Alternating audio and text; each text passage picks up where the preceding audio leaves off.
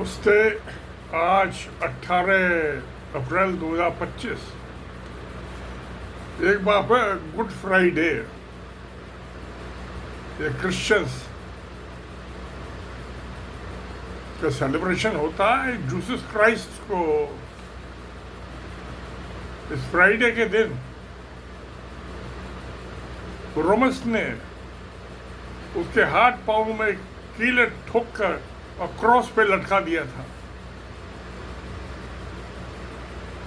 तो ये बाइबल की कहानी किस्सा, जीसस क्राइस्ट इस जमीन पे चले थे। वो मैथोलॉजिकल बंदे नहीं, इंसान नहीं था, एक अच्छा इंसान था। तो उनका एक ही संदेश है जो आज भी वैलिड है कि फॉरगिव, जिन्होंने आपके साथ बुरा किया है उनको भी माफ करो। वो क्यों जरूरी कि आपको उसको माफ करने से आपको अपनी शांति मिलती है। अपनी अमन शांति के लिए, दुश्मनी खत्म करने के लिए उसको माफ कर दो, नहीं तो नहीं करो, लड़ते रहो, अमन शांति नहीं मिलेगी आपको। तो अपने सेल्फ इंटरेस्ट से उसको बिना किसी के माफ कर दो।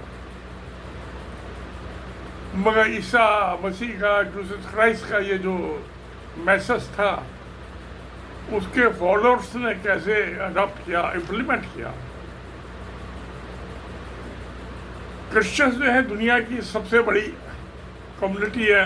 तब आजकल 900 करोड़ 9 बिलियन पीपल की कम्युनिटी में सबसे ज़्यादा 23%, 23% क्रिश्चियंस हैं।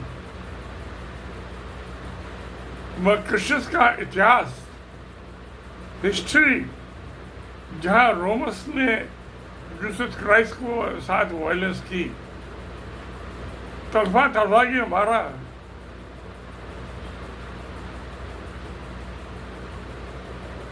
और उन्होंने फॉरगिवनेस की, माफ करने की और भूल जाने की जो बात कही, न अमल नहीं किया। बहुत सी लड़ाइयाँ हुई हैं 2000 साल में। और जो लेटेस्ट एग्जाम्पल है 2011 से 14 की फर्स्ट वर्ल्ड वार, वो भी यूरोपियन वार थे, क्रिश्चियन वार थे, आपस में लड़े। जर्मनी भी क्रिश्चियन था, इंग्लैंड, फ्रांस सब क्रिश्चियन कंट्री थे, अमेरिका भी क्रिश्चियन कंट्री था। सेकेंड वर्ल्ड वार 1941-44, अब से 80 साल पहले, वो भी यूरोपियन क्रिश्चियन वार थी। बहुत आदमी मरे, खून खराबा हुआ।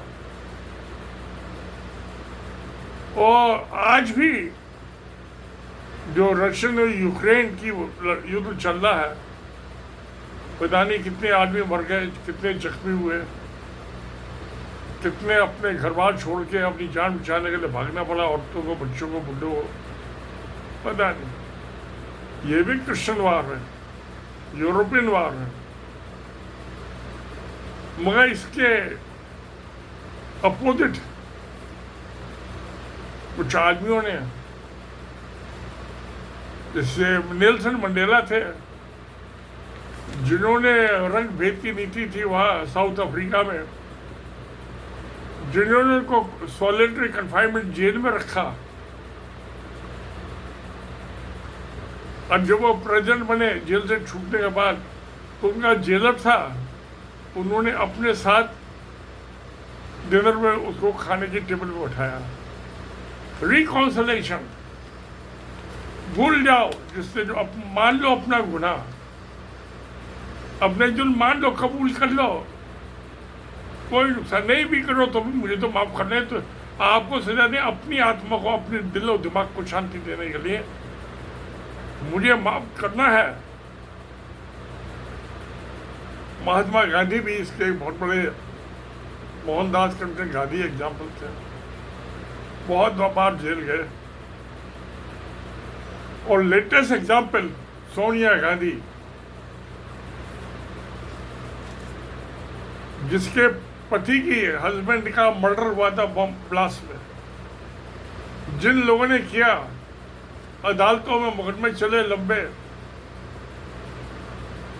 सजाएं हुई उम्र कैद की, आत्मा को शांति नहीं मिली उनको सजा देने से।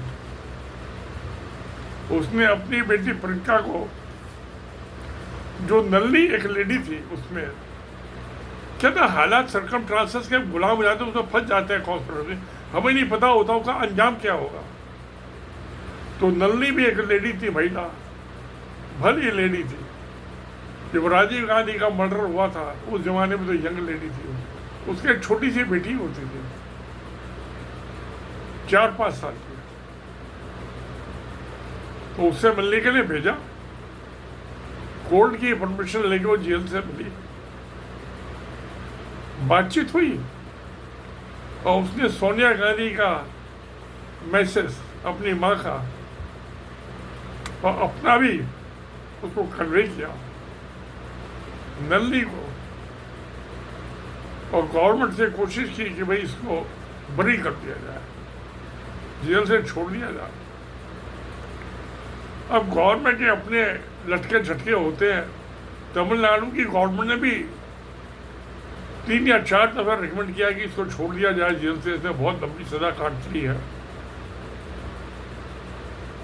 89 में उसका राजीव गांधी का मर्डर हुआ था, मगर अपने पति के हत्यारे को, अपने पिता के हत्यारे को माफ करना बहुत ऊंचे दिल का काम। ये मामूली बात नहीं है दोस्तों। उसको माफ किया गया और फिर वो जब इनकी पार्टी की, कांग्रेस की सरकार आई तो इन्होंने उसको, नल्ली को जेल से छोड़ दिया। तमिलनाडु में डीएमके की सरकार थी, वो तो छोड़ना चाहते थे कई दफा, उस महिला को छोड़ दिया गया।